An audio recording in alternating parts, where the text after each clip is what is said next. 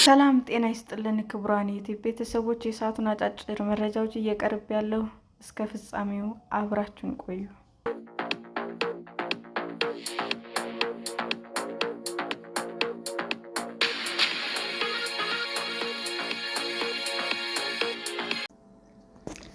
የትራምፕ አስተዳደር የውጭ ሀገራት ተማሪዎች የቪዛ ደንቦችን አጠበቀ።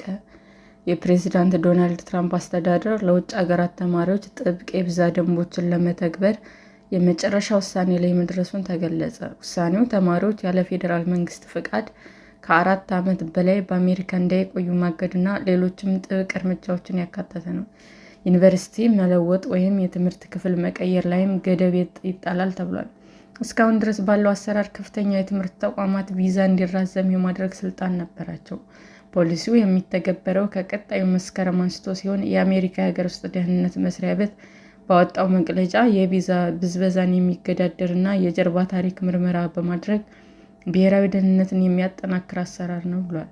የዓለም አቀፍ መምህራን ማህበር ግን ውሳኔውን የተዛባና አላስፈላጊ ሲል ኮንኖታል። እስካሁን ድረስ ሲተገበር በነበረው አሰራር F1 እና G1 የውጭ ሀገራት ተማሪዎች ቪዛ ያላቸው ትምህርት እስከሚያጠናቅቁ ድረስ በአሜሪካ መቆየት ይፈቀድላቸዋል።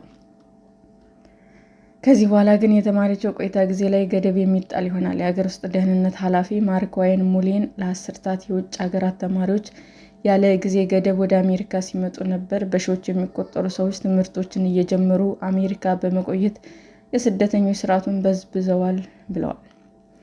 በአሜሪካ በአብዛኞቹ የትምህርት ክፍሎች የመጀመሪያ ዲግሪ ለማጠናቀቅ 4 ዓመት ይወስዳል። ሶስተኛ ዲግሪ ግን ዘለግ ያለ ጊዜ ያስፈልገዋል። የውጭ ሀገራት ተማሪዎች የመጀመሪያ ዲግሪ በብዛት የሚሰሩት በሳይንስና ቴክኖሎጂ ዘርፎች ነው። ትምህርቶች እንዲሁም የመመረቂያ ጽሑፍ ላይ ለመጨረስም ጊዜ ያስፈልጋል። ጥናትና ምርምር ለማከናወን የገንዘብ ድጋፍ ለማግኘት የሚደረገው ጥረትም ተጨማሪ ጊዜ ይወስዳል።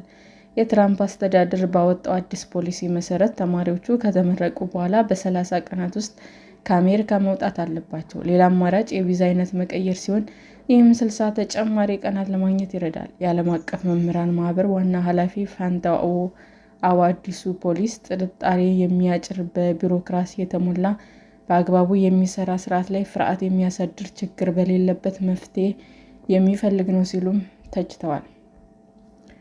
የትራምፕ አስተዳደር የውጭ ሀገራት ተማሪዎችና የስደተኞችን ቁጥር ለመቀነስ የተለያዩ እርምጃዎች መውሰዱን ቀጥሏል።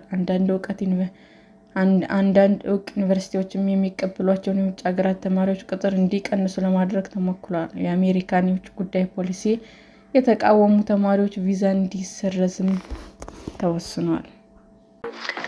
ሰላም ጤና ይስጥልን ውድ የዩቲዩብ ቤተሰቦቼ እንዴት ናችሁ? አዲስ ጀማሪ ነኝና ሰብስክራይብ ያደረጋችሁ አበረታቱኝ። አመሰግናለሁ። የዩቲዩብ አድማጮቻችን ለሰዓቱ ያቀረብኩላችሁ አጫጭር መረጃዎች ይህንን ይመስል ነበር። በሌላ መረጃ እስክንገናኝ ሼር፣ ላይክ፣ ሰብስክራይብ እንዲሁም ቢቀርብልን የምትሉት መረጃ ካለ ኮሜንት እያደረጋችሁ ቸር ቆዩን።